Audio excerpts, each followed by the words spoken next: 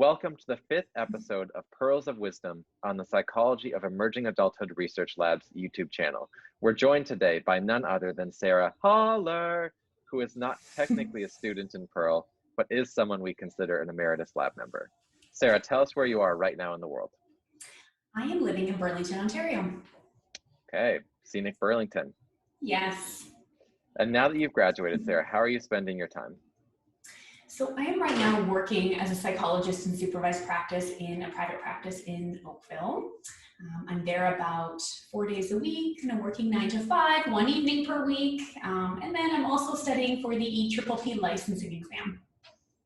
Sounds like fun. Yes. Congratulations on finding a job after graduating. Yes, And thank you. You're welcome. How did you decide to go into private practice? Well, most of my training and practicums and even on internship, a lot of the sites were in hospitals, which I loved as well. But I think I wanted to try something a little bit different. I was drawn to, more of a flexibility in my schedule that I get now in private practice. That was the main reason there. I had a friend actually working as a neuropsychologist in this practice, so she kind of got me in and got me started. And yeah, it's been great so far. And I'm curious because we don't often talk about this, but did you find a way to celebrate after graduating? I mean, especially during COVID?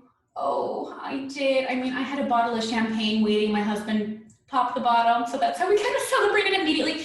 I was actually in St. John's, Newfoundland after I defended, and we were not in any kind of lockdown. So I was able to go out with friends and go to a restaurant. So it was pretty normal, actually, my little kind of COVID celebration. So I did. Okay. I socialized a bit. I had planned kind of like a bigger vacation to celebrate after, but that was obviously canceled. So that is TBD on that. Just waiting. Just waiting. Yeah. Like all of us. All of us. We're all just waiting. Yeah. And I'm curious if you have any advice that you would give to new graduates about making that transition from school to work. Oh my gosh. Advice.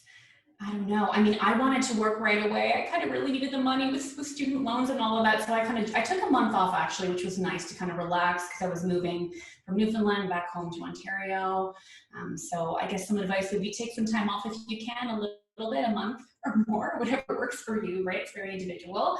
And yeah, kind of trust yourself and the skill set that you've accumulated and that you know what you're doing. You're seen as the expert now by clients. So just kind of get in there and continue on with your, continued education, of course. But it's fun if you love the work. It's quite easy to transition, I found, into working professionally, and I really enjoy it. All right, so it sounds like you'd say take time for yourself and then remember what you did to get remember what you did. Graduating. Yeah. Yes, take time and also remember. Yeah, exactly. Okay, speaking of remembering, yes, cast your mind back to your time in the lab and your time as a Pearl student. So your research study is super interesting. Can you tell us a little bit about it? Yes, my research was on Instagram use and body image. So I had like a two-part study. One was looking at a more kind of general sociocultural model. The second part was a daily diary study where it was female participants. So they were 18 to 24 years old, and they would track their mood and how they felt about their bodies, both before and after looking at Instagram. So I did find that Instagram, like the more time spent on Instagram, led to greater experiences of disordered eating and body dissatisfaction. And I also found that at the kind of daily level, that participants' mood kind of worsened on average after using Instagram. Participants who didn't engage in appearance comparison to others had a better mood after using Instagram.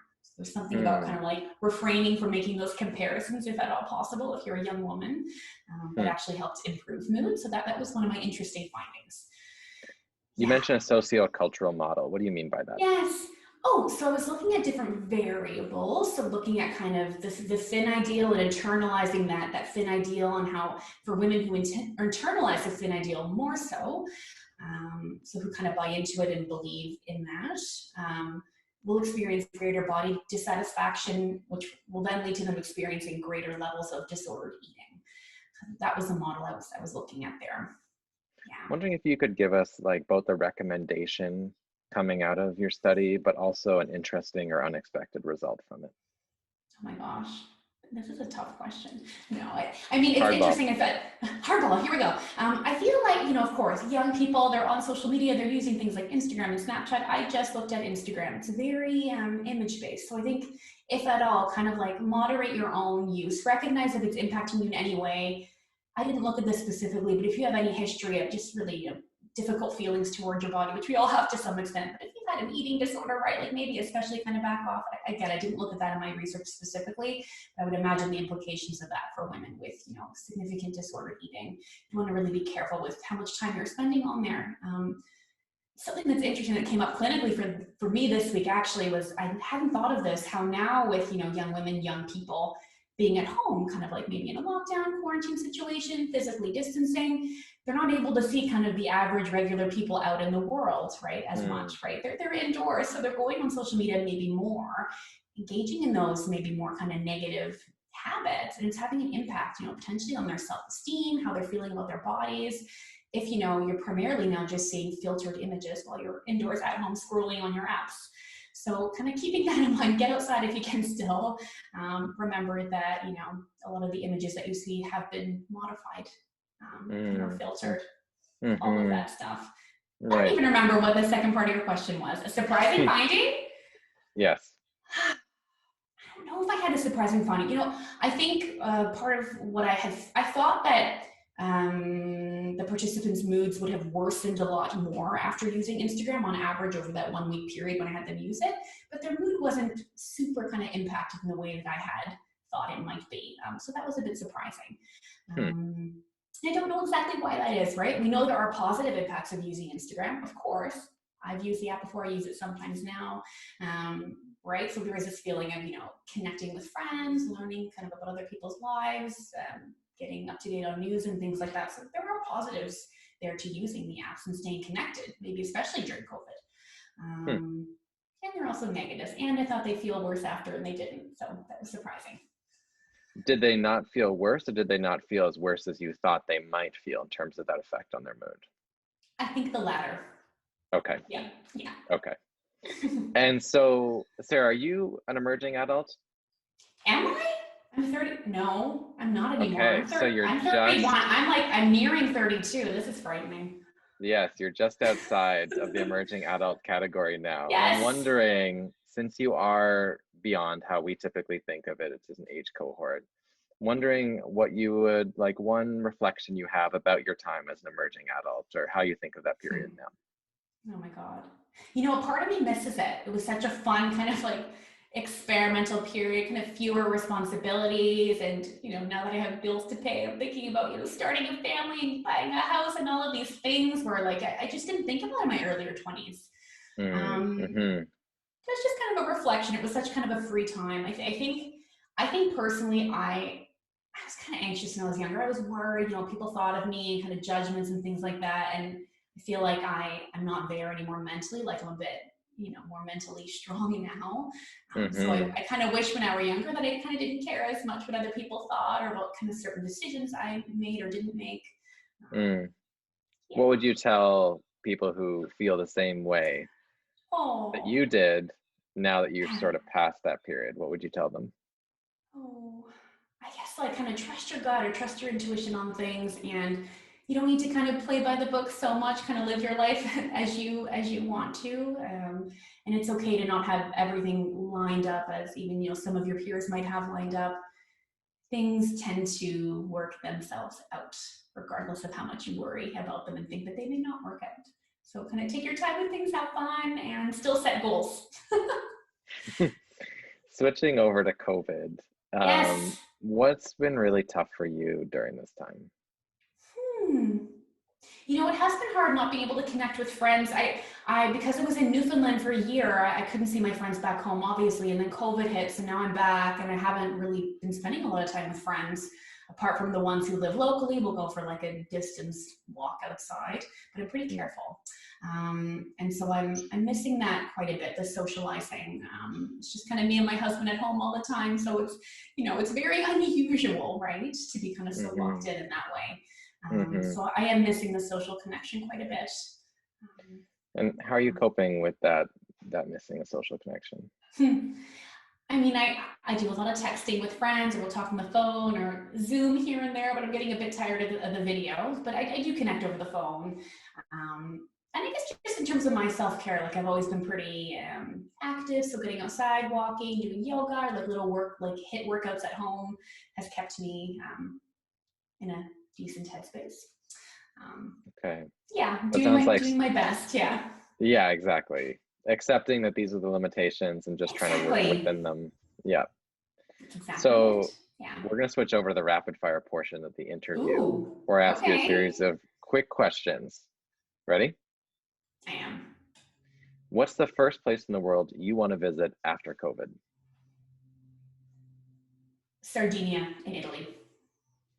What is your favorite restaurant in Toronto or Burlington? Oh my God, where did I like even going in Toronto? Where do I go in Burlington? I'm blanking. Daniel, do you know where I went? I don't even know. No idea. No idea. When you imagine yourself in Burlington eating out or in Toronto, where is it? Yes.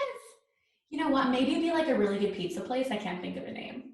Okay, pizza somewhere. Pizza somewhere. If I didn't have blank, I don't know how I'd get through the day. Ooh, my dog Willow and her little soft fur and her cuddles. Astrology is blank. BS comes to mind. What is your sign? Taurus. If you hadn't gone into OISE's clinical and counseling psych program, what would you have been doing during that time? I had thought about being a writer or a journalist, and I also really like kind of music and writing songs. So Okay, something a along those songwriter lines. or a journalist. Yes, yeah, something with writing. What are you grateful for right now? My health and my parents' health. What was the last thing you watched and loved?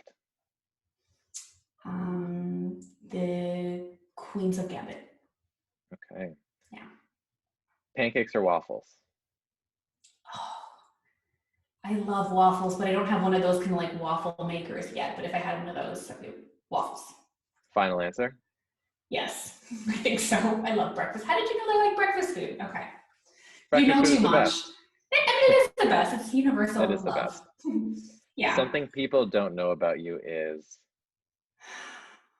I used to speak German fluently because I was born in Vienna, Austria, the home of Sigmund Freud. wow, okay. Sarah, thank you so much for your time today. I'm Yes. wondering, thank you for coming back and doing this. Would you be Of willing course. to tell everyone to subscribe and click like for this Yes. video in Deutsch? Ooh.